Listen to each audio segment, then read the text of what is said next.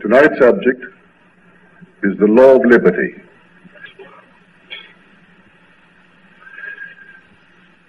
Lord Lindsay once said to a group of clergy, "Or pulpits, you're arguing for Christianity, and no one wants to hear your arguments.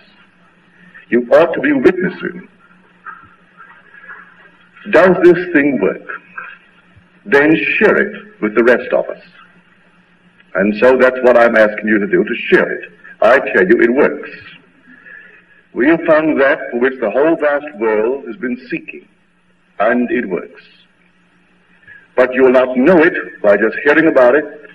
To be convinced, you must test it and prove it, and you can prove it. Now we turn to the great book, the Bible, and you be the judge to what extent you've accepted the testimony of Jesus. Or we repeat here night after night that it's very important that we hear the testimony of Jesus and respond to it. So when I make the claim here, quoting Blake, that all that you behold, though it appears without, it is within, in your imagination, of which this world of mortality is but a shadow. And I mean that literally. This is not just a lovely poetical thought, beautifully expressed by Blake. He meant it literally. And so the Bible makes this statement. You'll read it in the 6th chapter of the book of John. It's really called the chapter of secession, because in this chapter a bold claim is repeated throughout the chapter. And at the very end, they seceded. And the statement that caused it was this: "No one can come unto me unless the Father who sent me draws him. And I will raise him up at the last day." And then we are told, he asks a very simple question, "And suppose you saw the Son of Man ascending into heaven?" There was no response. No one believed it. And then he said, "That's why I told you that no one can come to me unless it be granted him by the Father." No one. And then he says, now the evangelist writing the story is now editorializing. And so he'd say, "And Jesus knew from the first who those were who did not believe, and who it was that should betray him." Knew from the first who did not believe and who should betray him. Now we read the story carefully, and he said, he repeats it again. "No one can come unto me unless the Father who sent me draws him." Then we are told that many, at this point, many of the disciples turned back, never to work with him again. Never to go with him again. Well, who are the disciples who turned back? They couldn't go all the way. They came away, but they couldn't go all the way. Now, no man judges you, for the drama is taking place in us. We hear the testimony. We hear it either from a platform, or we read it in the book, or maybe we have the experience. But to what extent can we go all the way? We are told that there's a law, the law of the identical harvest, that be not deceived, God is not mocked, for as a man sows, so shall he reap. And then we are told, and the Lord said, "Let the earth put forth vegetation, plants bearing seed, and fruit trees bearing fruit in which is their seed, each according to its kind." No variation, each according to its kind. Now I think the whole vast world will accept that in the vegetable world. And they will come into the animal world and accept it, that doves produce doves, and men and women produce, well, men and women. And so we can take that law in the natural world and see that it does work. Can we step beyond that boundary and take it now in the mental world? Can we now actually perform a mental act, an imaginal act, and observe the working of it, and then admit when we see the fruit that the imaginal act was the seed planted by us, and the thing now we see reflecting it is really the offspring or the fruit of it. Can we accept it? Well, we may. I trust that everyone here will accept that. I think the majority of you will. Pardon me, and that's why you are here. But can you go further and say no man, and this literally now, no man can come to me unless the Father who sent me draws him. And I'll raise him up at the last day. Can you go that far? Well, they couldn't go that far. They could go as far as relating an external event to an internal imaginal act, but they could not believe for one moment that in confronting a total stranger in the world, and that stranger comes and plays a part in my life, that he cannot come unless my Father draws him. And I and my Father are one. I am in the Father, and the Father in me. So that no one comes into my life and plays any part in my life as what I am drawing him. Good, bad, or indifferent. He just can't come. Well, man isn't big enough as yet to accept that widening circle. Can Christ stretch it out that far to encompass the whole vast world, and that everything that is happening in his individual life, he is the cause of it. He can't quite relate these events when they are touched by living beings in the world to anything that he inwardly has ever done. He can't believe it for one moment. Well, I say, you be the judge, whether you believe it or not. For he said, I know everyone from the very first. Why did he know everyone from the very first? Well, who is he that knew all this? Are we not told? What person knows a man's thoughts except the spirit of the man which is in him? No man knows a man's thoughts except the spirit of the man which is in him. Well, who is the spirit in you? I tell you, it is Jesus Christ. I've been crucified with Christ. It is not I who live, but Christ who lives in me. Read it in the 2nd chapter, the 20th verse of Galatians. I've actually been crucified with him, and it is not I who live, but Christ who lives in me. So the Spirit in me knows. He knew from the beginning whether I believed it or not. So as I sit here this night, do I believe it? To what extent will I believe this law of liberty? For that not a thing is happening that I didn't cause, not a thing in my world. Well, who betrayed me now? I knew the one who would betray me. But no one can betray me unless he has my secret. But no one. You can't betray a man unless you know the man's secret. And to know the man's secret, you'd have to be the spirit of that man. So who could betray a man but himself? So no man takes away my life. I lay it down myself. The power to lift it up and the power to lay it down again. So no man takes away my life. So he knew the one who would betray him and should betray him because he is himself. He is self-betrayed. He knows the secret to the point where everything is happening in his world because he is the sole cause of all the things that he encounters, that he experiences. There is no other cause. He knows it. And so he's betrayed the creative spirit within himself. He knows what is the cause of it. He's found it in himself. His own wonderful human imagining is the Christ spirit in him that really is the cause of the phenomena of his life. He knows that. And so now he's self-betrayed. He will share it with the world, but who will accept it? He will tell it to the world, and so they will themselves judge to what extent they will go with it. But when he comes to the statement of no man can come unto me, except the Father who sent me draws him, we draw the line there. Now let me share with you what has been given to me. The gentleman is here tonight, and this is his story, as given me last Tuesday night after the meeting.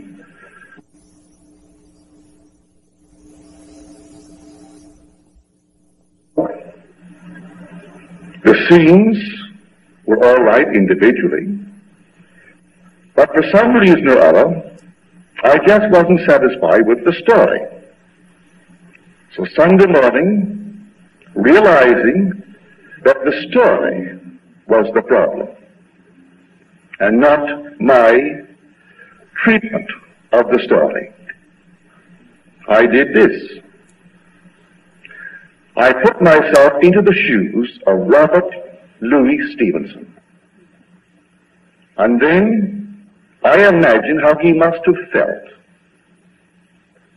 after he had written a good story. Then I went back and put on my own shoes and tried to match that feeling which I had imagined to be Stevenson's feeling as he felt having produced a good story. That was the technique that he employed. He said, all this happened while I was taking my morning walk. When I came home, I began to list, point by point, to my wife what I thought was wrong with the story. And then, point by point, as though someone standing behind me and prompting me. And suddenly, the solution to each point came into my mind.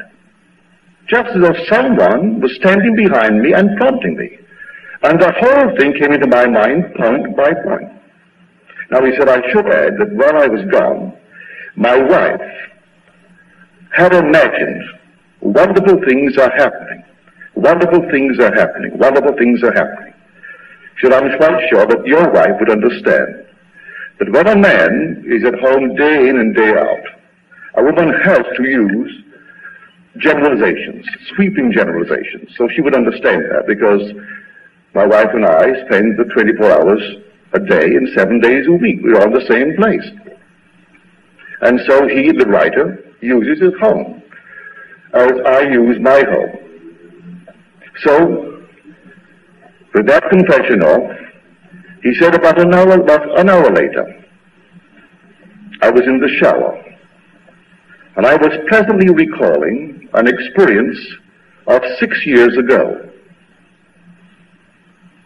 Recalling this thing that happened 6 years ago, when a story was being, or seemed to be, dictated to me in a like manner. The thing that just happened, as someone standing behind me and dictating the story of this past hour, and it seemed 6 years ago, as I recall the story, that this happened in a like manner. Some presence dictated or seemed to have dictated the story. And then it hit me like a sledgehammer. For the story of 6 years ago was that central character in the story of 6 years ago was Eddie. Identical, down to a T. It was Eddie. And then, if you were here when we told the story of Eddie, let me now tell you the character that he conceived 6 years ago. He said he was mildly insane. Well, you know, Eddie was committed to an insane asylum for those who were mildly insane. He said the character was periodically picked up and released by the police. Well, the police picked up Eddie, and when the asylum wouldn't take him back, the police didn't want him, and so the police released him. He said, for plot reasons, I gave the character a limp in the right foot, the right leg. So has Eddie, a limp in the right leg. He said, the people of the town, of the character, treated him in the way that the people in my neighborhood treat Eddie. The character lived in a tent outside the town. Eddie lives today in a tent up in the hills of Hollywood. The character wore the kind of clothes, the same clothing that Eddie wears. The character had a fascination with atomic fallout. In fact, he perpetrated a hoax upon the town and almost scared the daylights out of them, and they wanted to lynch him. Eddie has the most unusual fascination for atomic fallout. and tells me he has a pipe, that when he rubs it with another piece of metal, he can cause atmospheric disturbance on any part of the earth. And it disturbs him because he feels his misuse of this pipe, which he calls his space needle, is the cause of the unrest in parts of the world, like Cyprus, for instance. So he's had to restrain himself. He has currently buried this pipe on the desert, which, said the writer, is perhaps safer than where he usually keeps it under my house. And so, the same intense interest. But he said this is the amazing similarity between these two, that the feeling I have always had for the character is identical to the feeling I have for Eddie. Now, he said, I didn't tell this story to my wife immediately. I wanted to test it. And so I began to tell her and describe to her a story of a character. And I purposely omitted the limp in the right leg, because had I said it, she would instantly have thought of Eddie. So I didn't mention that characterization. Then I omitted completely from my vocabulary the use of the words unwanted and rejected, which, by the way, in describing this character, he felt himself unwanted and rejected. But in spite of these omissions, she said to me, you are talking about Eddie. And then, said he, I was stunned that my wife, from a description of a character I conceived 6 years ago, could see in that character and not see that character, that I'm talking only of one character she knows, it's Eddie. So I really should sign this letter worried. For the simple reason, having written all my life, I have created some characters that I am in no hurry to meet in the flesh. So everyone has done that. Then he goes on, he says, of course, I quickly turn to your book, The Law and the Promise, and reread the chapter on There Is No Fiction. And now, said he, with this off my chest, as it were, I must say something good in favor of an outside God and candles. For in my present state of mind, I think that really such a thing, an outside God, would be more comforting than to be the God creating all these things that's coming into my world. When I reflect upon the characters as a writer, I have conceived and projected on the screen characters that I don't really want to meet in a hurry, not in the flesh. Then he said, I hope you'll keep this letter in a safe place, because if I ever want proof or insanity, I will have it. You keep it in a safe place, and the day I need it to prove my insanity, well, there is the proof. For here, this gentleman has gone all the way, and is willing now, from his confession in this letter, to admit that the character Eddie, that seemingly came by accident after a great rainstorm, that all the cars were washed in the neighborhood, and Eddie had no job for the day, and thumbing his way up the hill, possibly to where he lives in his tent, this gentleman very kindly gave him a lift. And the friendship began there. Because outside of this friendship, which he says is the same intense feeling he has for him that he had for his character, and he always had for the character. They have no social meeting point. They do not travel in the same social circle, intellectual circle, financial circle. Yet, there is a closer feeling, I'm quite sure, towards this Eddie than he has towards maybe 9/10 of those who move in his circles. And he created Eddie. So I say that everyone, you may not recognize the character. Maybe you're not a writer and have written to the point where you can remember an actual character that you created out of the nowhere and had it produced and saw the production yourself and moved others to see the character. But he remembered.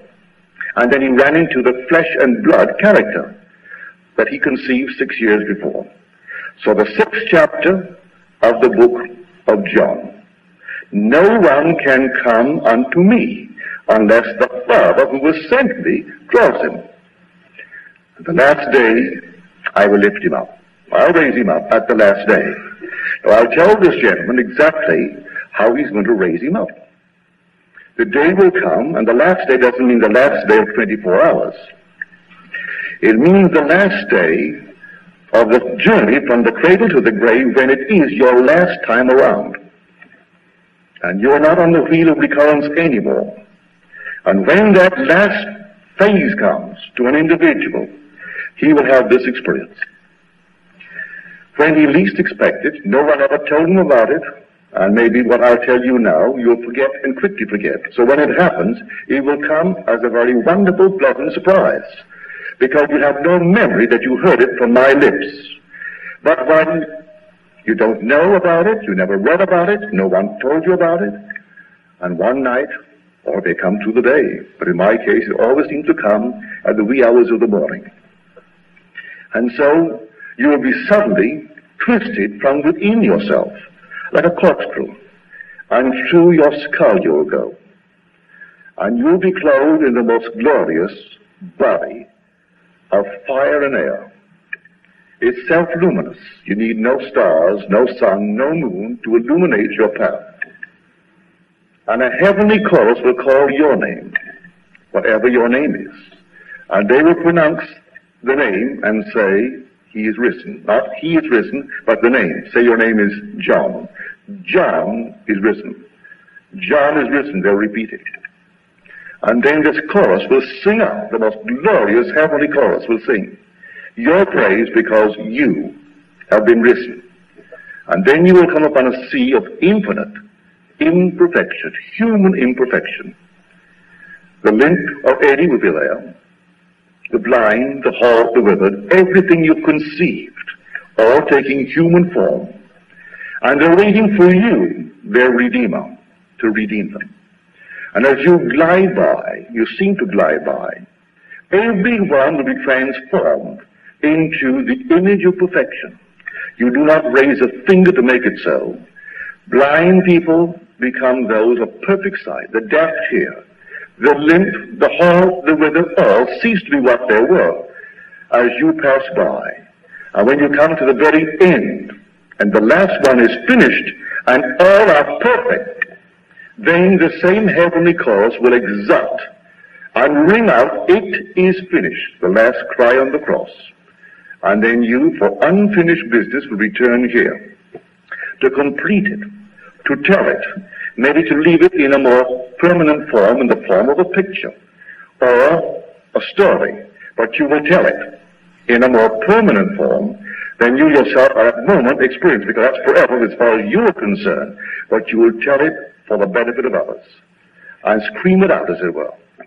Return here to complete the few remaining years, for your end is at hand. Everyone had to be raised that you had created.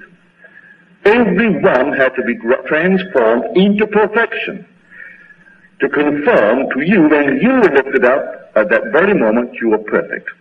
And so as you walked by, you molded them in harmony with the perfection springing within you. And you do it without effort, without taking thought.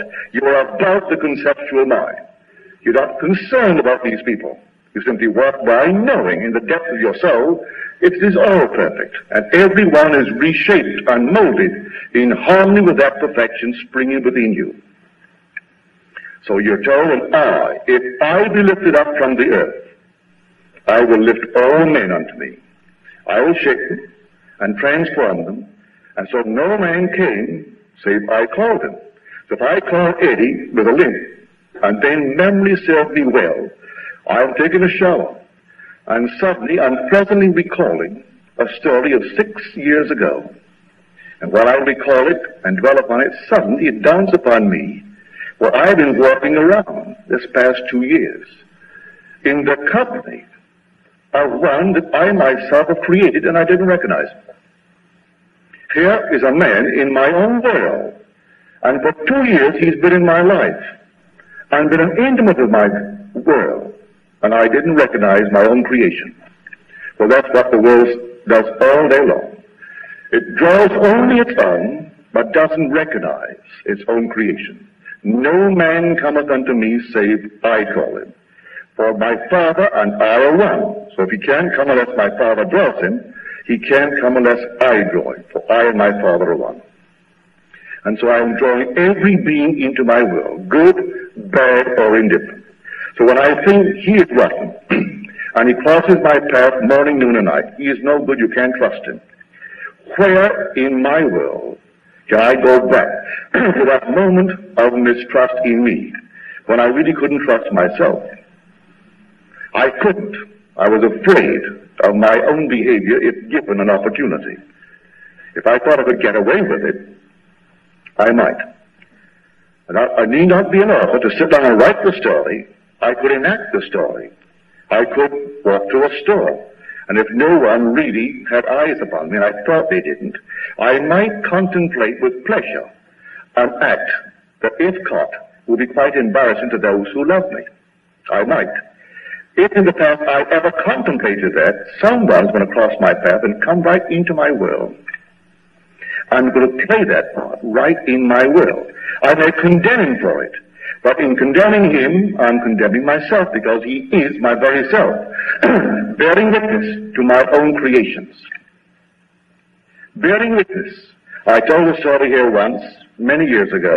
It was a very intimate story, and I told it certainly not to build any ego here, but to encourage every person in this world to forgive every being in this world, because you're the cause of the behavior of everyone you're observing in this world. And I told it in the most intimate manner because it struck home forcefully. And I was severely criticized by the audience for it, and criticized the following month by the wife of the gentleman who brought me to this town to give a series of lectures. And she said, Neville, I thought that was very, very unbecoming. And so many have criticized you for it. They've written me letters, and I can't tell you of the many letters I've received that are very, very critical of what you said from the platform. I said, I didn't say it for any purpose other than to show everyone that they are the cause of the misbehaviors of others that they condemn. They are the cause of it.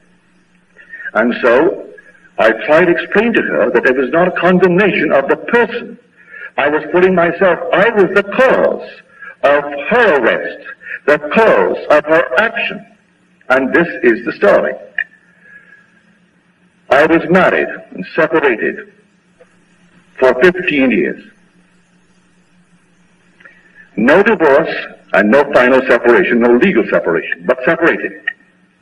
I was married at the age of 18, fathered at 19, separated at 20. And then for the next 15 years, we lived our separate lives and only saw each other when she would drive me into court for non-payment of alimony. That's the only time we ever saw each other. I always came out of the court with a reduction. Always, one after the other. So 7 times before the judge, and 7 times they went down this way. Till finally she knew that without taking any more, there's nothing else to get. You get nothing the next time.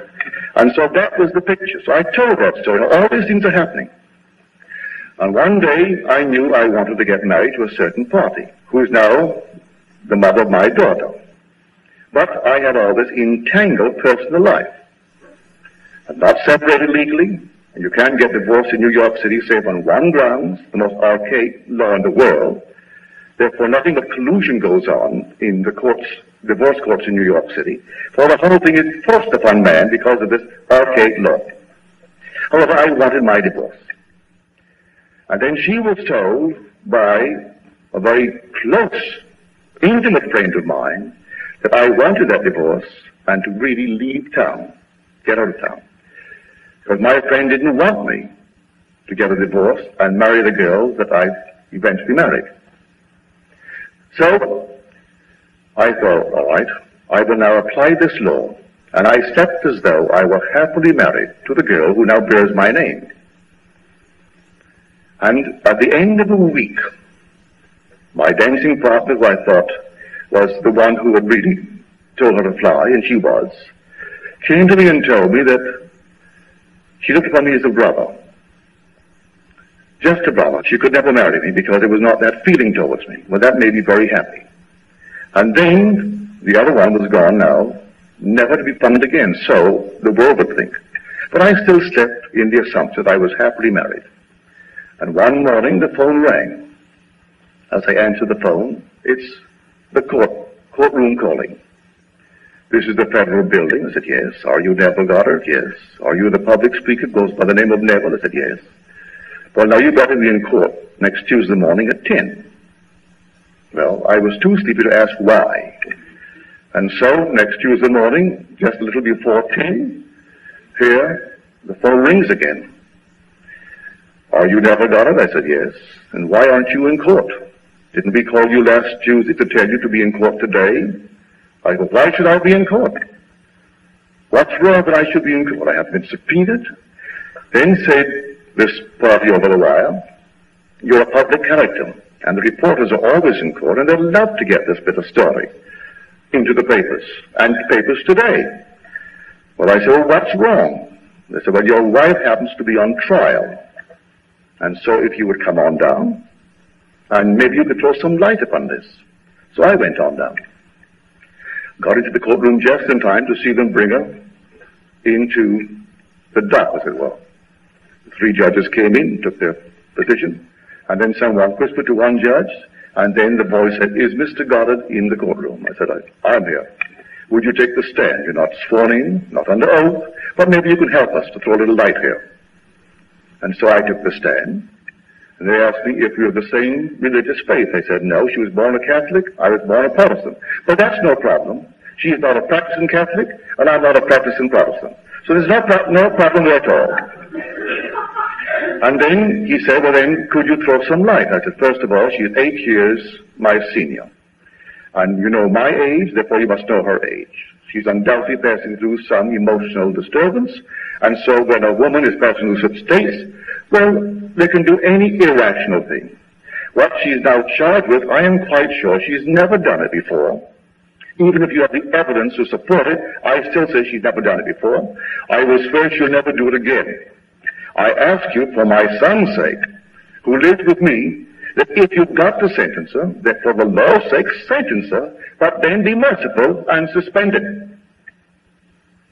He said, I've never heard a plea in this court of mine similar to that in all my years on the bench, from a man who has nothing to gain by this merciful plea of his, when he really wants a divorce, because we have all that evidence before us taken from your wife when she was in jail for this past week, waiting for their trial.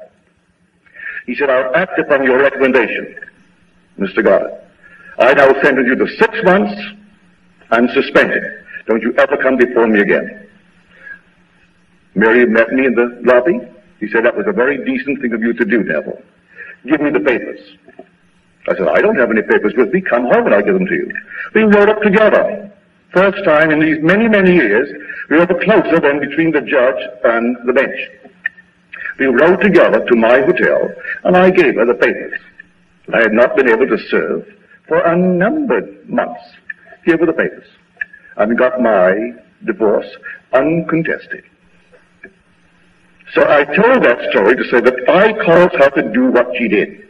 Had I not assumed that I was free to marry the girl that now bears my name, she would never have done these things at all. And so she goes into a store, and the first time in her life she picks up something that she hadn't paid for. And someone saw it. And so it was a silly thing, but nevertheless, she did it. And that's what brought her into the city, that I could find her. And she was moved to ask me to give her the papers because I pleaded for her. And so having done all this, who actually was the culprit? I was the culprit. She came right into my world to play a certain part, to grant me my freedom. I'm speaking of the law of liberty. And so, should she be condemned for an act that I, the unseen author, wrote for? I didn't write it out by sitting down and writing the part for her, but I determined the behavior of that party, that she had to do something in order to melt her to take the papers from me. And so I told it only to show that don't condemn anyone. You and you alone are the author of the things happening in your life. And therefore, Would you condemn a man, this gentleman, right into his script? A limp in the right leg. Here comes a man with a limp in the right leg. He writes everything into an imaginary character, and he isn't imaginary at all. You can't distinguish between what the world calls imaginary and reality. You can't. This is all one. And so people could not go beyond a certain limit. And so you could say, well, I will assume that I am what I want to be, and things happen in my world like this. But don't tell me now that I actually created her in that character. I did. And so many departed never to work with him again. Never. And so he turns now to the 12 who remain. He said, would you go also? And Peter answered, to whom would we go? You have the words of eternal life. And we believe and have come to know that you are the Holy One of God. Well, to whom is Peter speaking? He isn't speaking to another. Whoever is the character written in this drama as Peter came to that decision within himself. It's the most difficult thing in the world to accept, for this is the cause of secession. They're seceded at that moment because they will not accept the fact that they are actually the cause of these things that are living and moving in their world, some crippled, some limited, some maimed, and they are the cause of it. They will not accept it. You're all right. They left him, never to work with him again. And then Peter said, but to whom will we go? You have the words of eternal life. These are true. And now to whom will I turn? For you know we have believed, and we have come to know you are the Holy One of God. Know what? Well, turn back now to Matthew, and you see the answer. Whom do people say that I am? Some say John the Baptist. Some say Elijah coming in. Some say Jeremiah. And some say a prophet of old. Doesn't respond to that. He asks another question. But whom do you say that I am? And Peter becomes the spokesman. And Peter answers, thou art the Christ, the Son of the living God. He said, blessed are you, Simon Bar-Jonah, for flesh and blood has not told you this, but my Father who is in heaven has revealed it to you. Well, who is the Father in heaven? He said, I am the Father. When you see me, you see the Father. So who but the Spirit in man is revealing what Christ really is? No prophet come again, no reincarnation, but man has Christ within him, and he's awakening more and more and more. So the gentleman who wrote the story concerning Eddie said, you know, up until now, I really wanted to wake up and try to wake up. But now, I'm trying desperately to go to sleep again. In other words, he doesn't want, but he really doesn't mean it. He doesn't want what he's just discovered. This enormous responsibility to be responsible for the characters that he has created. And they're all working the earth, and one after the other will enter his circle and become an intimate, and one that he really is very fond of. One that he created and endowed him with all these strange things, a peculiar mental unbalance, and a limp in his right leg, and unwanted by society, and looked down on by the neighborhood, put him in a tent and ostracize him from society, and make him unwanted and unwashed, and, well, repellent in many ways. And all these things he does to a character and then falls in love with the character. So you can see the words, Father, forgive them.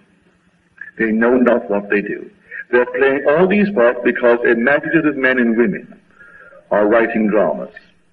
And the world is forever falling under the spell of imaginative men and women. No matter what the world will tell you, they're always falling under the spell of those who are writing intensely with emotion. So today, you try it. I hope, but the judgment is yours. Don't tell me. But I hope you can go all the way. And don't tell anyone you can go all the way, because the Spirit in you, He knows. Well, you can really go all the way, or you turn back tonight and take only a portion of it. But even a little portion of it, take it. So there's a law the law of the identical harvest. As a man sows, so shall he reap. Regardless of what it appears to be, weeds, you reap it. And you'll find in the end, everything is simply bearing witness to man and what man is doing.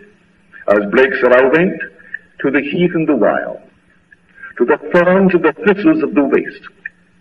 And they told me how they were beguiled and driven out and compelled to be chased.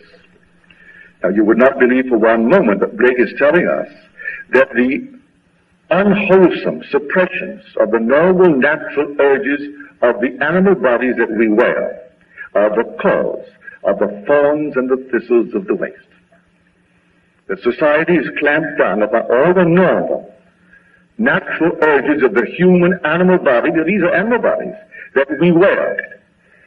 And by putting a clamp upon the natural urges, then comes thorns and thistles of the waste. And what botanist would believe that? He doesn't believe that for 1 second. And he thinks he's going to kill them by some insecticide or some other kind of thing. And go out and burn the things. They'll all come back. As long as man walks the earth, who can impose these restrictions on growing healthy bodies and call them moral laws. There's nothing in this world but man, because God is the only reality, and God is man, and man is God. So man is all imagination, and God is man, and exists in us, and we in him. The eternal body of man is the imagination, and that is God himself. So I tell you, whether you be a writer, as this gentleman writes, and undoubtedly writes remarkably well to earn the kind of money that he earns from his own confession. And so he writes it, and luckily he could spot him. But he lived with him for 2 years before he realized he was his own creation. But now what he did to rectify this problem of the story, you can do it. Being a writer, he took a great imaginative writer, anyone who could write Dr. Jekyll and Mr. Hyde. Well, all right, you certainly have an ideal in that when you take Robert Louis Stevenson. And he can put his feet into the feet, in the shoes of such an imaginative writer. And then, right behind him, someone. It was Stevenson. He called in by a mood. You can tell by the mood that you wear where you're going to meet in this world. You wear moods, and they come. And he caught the mood. He wondered, what would the mood be like? What would it be like? And who? Asking who? He's asking, what would Stevenson feel like? How did he feel after he finished what he considered a good script, a good story? And having caught that mood, then he said, I got back into my own shoes. And then I tried to match my own feeling to what I had imagined Stevenson must have felt. And so when he got them mated, and when two agree as touching anything in this earth, it shall be established for them in this world. If two agree, what he called the one with whom he wanted to agree in moods.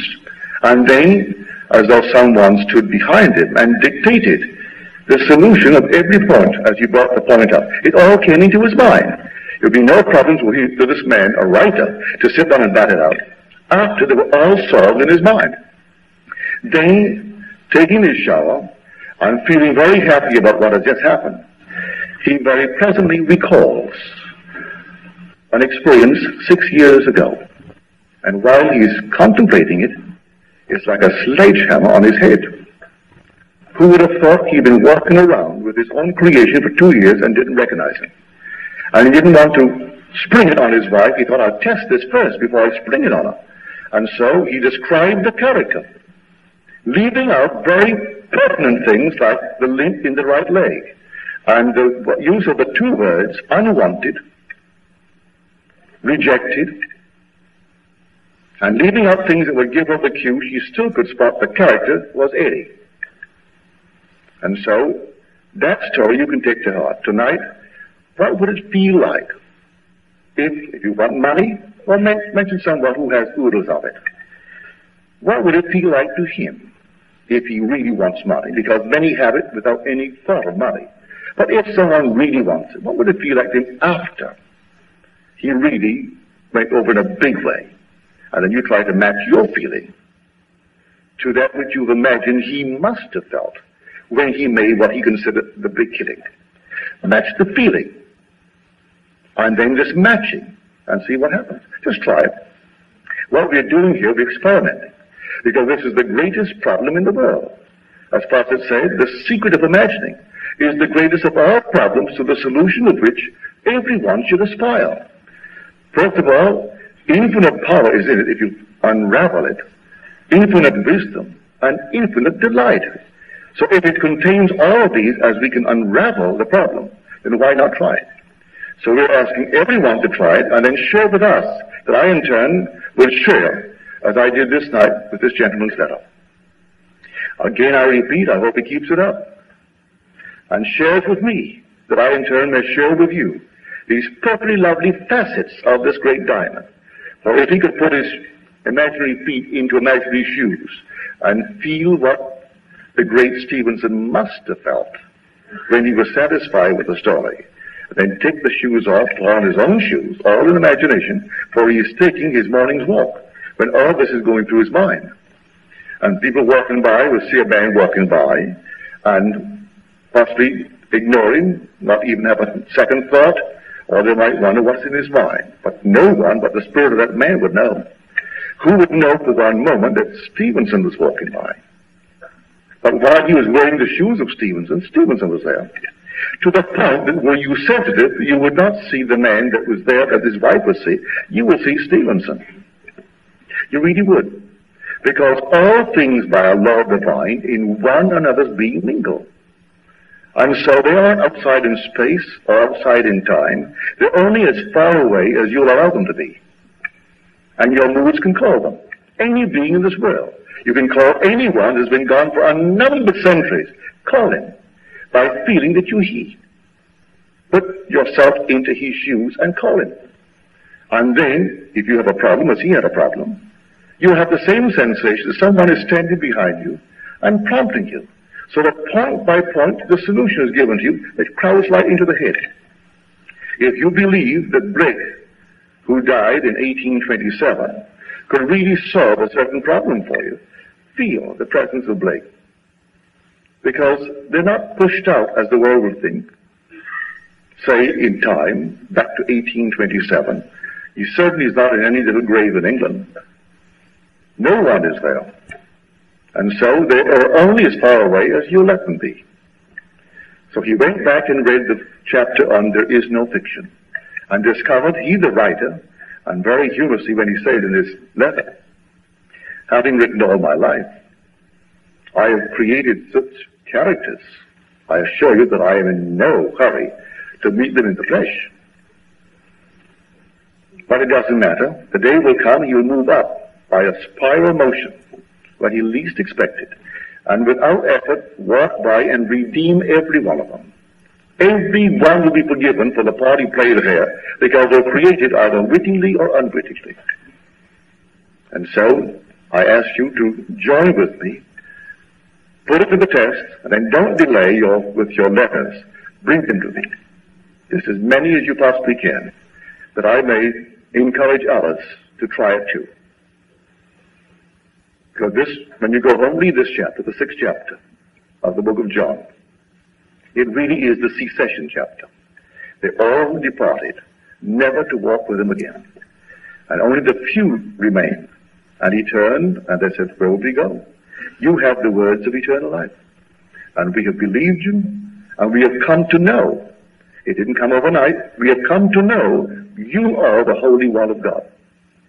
Well, the Holy One of God is God himself. You come to know it. But you're not pointing to a man. You found a creative presence within yourself. And although the world will try to make you feel, well, a creative presence is a power, speak of it as it. Don't personalize it. Oh, yes, you do. It's yourself you have found. Aren't you a person? So if Christ is in you as the creative power in you, you are doing it, and you're a person, therefore Christ is a person. So is your Christ a person? You always talk about Christ as a creative power. He is not only a person, he's the only person. He is the heavenly man. You're finding in yourself the heavenly man, the man that cannot die, the immortal you. And when you find him, don't let him go. Let everything else go, but don't let him go. So when Paul writes to Timothy, he said, I know whom I have believed. Not what, whom. And he's speaking now of Christ, and yet he defines Christ as the power and the wisdom of God. Having defined it as power and wisdom, he personifies it, personalizes it, because it's himself. That's who he found. He found him in himself. You'll never find him on the outside. And so, to what extent this night you can go with the testimony of Christ Jesus? Can you go all out and say that no man, no one, male or female, can come unto me unless my Father who sent me draws him? And I'll raise him up at the last day. Leave that section alone. That's going to happen anyway. But to what extent can you accept that testimony? That no one can come unto me unless my Father who sent me draws him. And I and my Father are one, because I am in my Father and my Father is in me. Can I go that far? And then go all out, that not one being in this world can cross my path that I did not call. And those who come more intimately into my circle, they really are things I've been dwelling upon.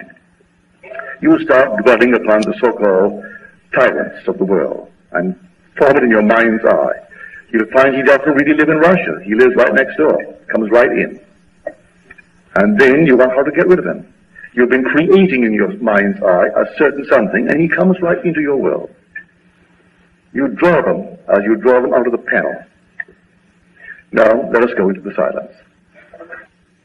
Everything in Scripture from beginning to end is all about you. Not the garment that you're wearing, but you, the wearer of that garment. Everything from beginning to end is your real autobiography. Much of it you have not yet experienced, but it still is yours to be experienced, therefore truly an autobiography. At the moment you may read it as biography. Don't think it is of a never. It's all about you. The most insane revelation will prove itself true one day. You will experience it. It's all about you. When the child was brought forth and it was quickly caught up into heaven, you'll have that experience. The child will vanish from those who would try to destroy it. And all the destructive powers of the world are still begotten by you. All in a state of dream, when man was sound asleep. So you are that being. I hope tonight you saw who Judas was. Not some being who betrayed what the whole vast Christian world believes to be their Lord. No one could have betrayed a man unless he knew that man's secret. And no person knows a man's secret but the spirit of that man which is in him. So who is Judas? And the word Judas means the praise of Jehovah. Judas is praise. But man thinks the drama took place 2,000 years ago. It's taking place. All hail. Said, no man takes my life. I lay down myself. If no man takes my life, then what are you blaming a man for? I laid it down in every garment that moves upon the face of the earth. Unless I die, thou canst not live.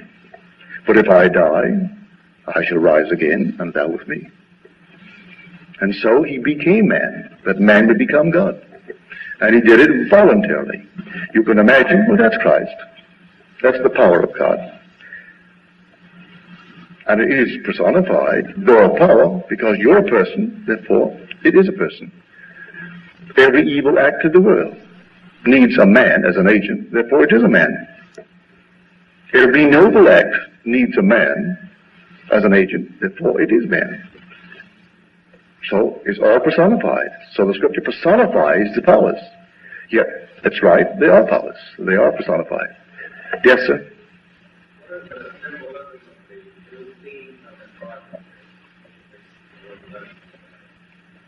We're coming to that in the not distant future, right from this platform, but we'll answer. Some claim that man is constantly robbed by looking back or looking forward. He is so concerned about what he did and what he is going to do, what he formerly encountered and what he hopes to encounter, and he omits the everlasting present, which is I am. So Christ defines himself as I am the way, I am the truth, I am the life, I am the bread of heaven, I am the true vine, I am the resurrection, all present. But man goes back and thinks of him as something past and hope to meet him sometime in the future. And it's ever present. He only is in the present. So man is robbed by two thieves that he walks with all day long because Christ is crucified here. In the present, I have been crucified, I am crucified with Christ. And it is not I who live, but Christ who lives in me. It's present. And his name is Jesus, is I am. The word Jesus is Jehovah, Jehovah is Yahweh Baveh, and it's defined as I am. So my thief to my left, my thief to my right, I'm always looking to the past or the future. I'm omitting the only reality that resurrects, which is the present. And only what I am ever reaches heaven. Only what I am I pulling up.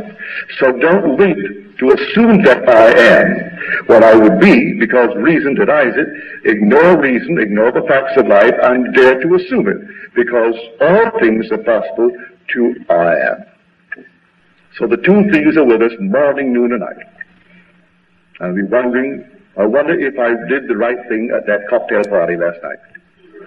Did I say the right thing? Did I make the right impression? And we worry all through the night, did we really do it? That's a thief.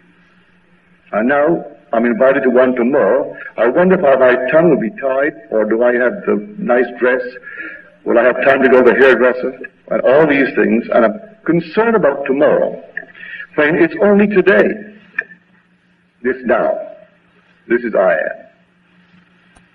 Well, I see my time is up. So do test it and share with us by giving us in the written form your results. Thank you.